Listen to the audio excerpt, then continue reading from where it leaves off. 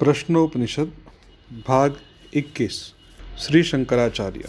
एवं पृष्टः तस्मै स ह उवाच अतिप्रश्नान् पृच्छसि ब्रह्मिष्ठो असि इति तस्मात् तेहं ब्रवीमि। अन्वयार्थ सह उन पिप्पलाद ने तस्मै उसे कौसल्य से उवाच कहा तुम अति प्रश्नान कठिन प्रश्नों को पृच्छसि पूछ रहे हो। तुम ब्रह्मिष्ठ अतिशय ब्रह्मज्ञ असि इति हो। तस्मात् अतः अहम मैं ते तुम्हें ब्रवीमि बताऊंगा। भावार्थ उन पिप्पलाद ने उन कौसल्य से कहा तुम कठिन प्रश्नों को पूछ रहे हो, तुम अतिशय वेदज्ञ हो, अतः मैं तुम्हें बताऊंगा। भाष्य तस्मै सः उवाच आचार्यः प्राणः एव तावत् दुर्विज्ञेयत्वात् विषमप्रश्न अर्हः तस्य अपि जन्मादित्वं पृच्छसि अतः अतिप्रश्नान् पृच्छसि। ब्रह्मिष्ठः असि इति अतिशयेन त्वं ब्रह्मविद् अतः तुष्टः अहं तस्मात् ते तुभ्यं ब्रवीमि यत्पृष्टं शृणु। भाष्यार्थ वे आचार्य उन कौसल्य के प्रति बोले, एक तो प्राण का स्वरूप ही दुर्विज्ञेय अर्थात कठिनाई से ज्ञेय होने के कारण यह प्रश्न विषम है। उसके भी जन्म आदि के विषय में पूछते हो, अतः तुम अति प्रश्न पूछ रहे हो। तथापि तुम ब्रह्मिष्ठ हो, साकार ब्रह्म या वेद के ज्ञाता हो, ब्रह्म के अत्यधिक उपासक ब्रह्मवेत्ता हो, अतः मैं संतुष्ट हूँ। इसीलिए जो तुम्हारे द्वारा पूछा गया है वह मैं तुम्हें बताऊंगा। सुनो। आत्मनः एषः प्राणो जायते यथैषा पुरुषे छायै तस्मिन् एतद् आततं मनोकृतेन आयात्यस्मिन् शरीरे।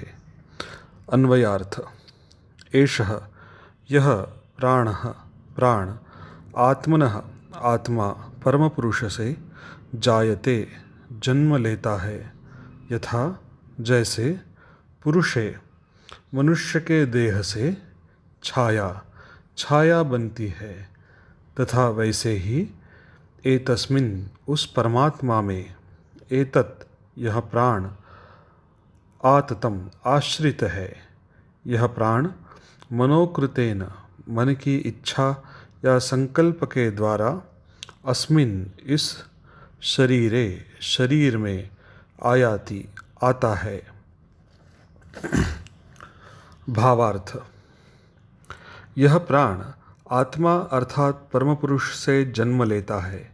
जैसे मनुष्य देह से छाया बनती है, वैसे ही यह प्राण उस परमात्मा में आश्रित है। यह प्राण मन की इच्छा या संकल्प के द्वारा इस शरीर में आता है। भाष्य आत्मनः परस्मात् पुरुषात् अक्षरात् सत्यात्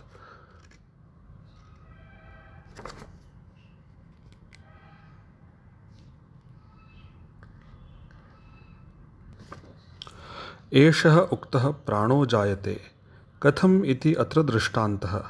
यथा लोके एषा पुरुषे शिरः पाणि आदि लक्षणे निमित्ते छाया नैमित्तिकी जायते, तद्वत् एतस्मिन् ब्रह्मणि एतत् प्राण आख्यं छाया स्थानीयम् अनृतरूपं तत्त्वं सत्ये पुरुषे आततं समर्पितम् इति एतत्। छाया इव देहे मनोकृतेन मनस्संकल्प इच्छा आदि निष्पन्न कर्मनिमित्तेन इति एतत् वक्ष्यति हि पुण्येन पुण्यम् इति प्रश्नोपनिषदे इत्यादि। तदेव सक्तः सहकर्मणा बृहदारण्यक उपनिषदे इति च श्रुत्यन्तरात् आयाति आगच्छति अस्मिन् शरीरे। भाष्यार्थ। पूर्वोक्त मुंडक उपनिषद से प्राण आत्मा अर्थात परम पुरुष अक्षर या सत्य से उत्पन्न होता है। कैसे? इस विषय में यह दृष्टांत दिया जाता है जैसे इस संसार में सिर हाथ आदि अवयवों वाले व्यक्ति को निमित्त अथवा कारण बनाकर कार्यरूपी छाया उत्पन्न होती है, वैसे ही अक्षर ब्रह्म में यह प्राण नामक छाया स्थानीय जो मिथ्या रूप वाली वस्तु बनती है वह सत्य पुरुष ब्रह्म में समर्पित अर्थात स्थित है। जैसे शरीर में छाया उत्पन्न होती है वैसे ही मन द्वारा निष्पन्न संकल्प तथा इच्छा आदि कर्म को निमित्त बनाकर वह इस शरीर में आता है। जैसे कि आगे कहेंगे पुण्य के द्वारा पुण्य आदि, और वैसे ही अन्य श्रुति में है कर्म के साथ जुड़कर वह इस शरीर में आता है। यथा सम्राडे वाधिकृतान् विनियुङ्क्ते एतान् ग्रामान् अधितिष्ठस्येत्येवम् एवैष प्राणः इतरान् प्राणान् पृथक् पृथक् एव सन्निधत्ते। अन्वयार्थ। यथा जैसे सम्राट एव ही अपने अधिकृतान अधिकारियों को एतान इन ग्रामान गांवों और एतान इन ग्रामान गांवों को अधितिष्ठस्व शासन करो इति इस प्रकार कहकर विनियुक्ते नियुक्त करता है।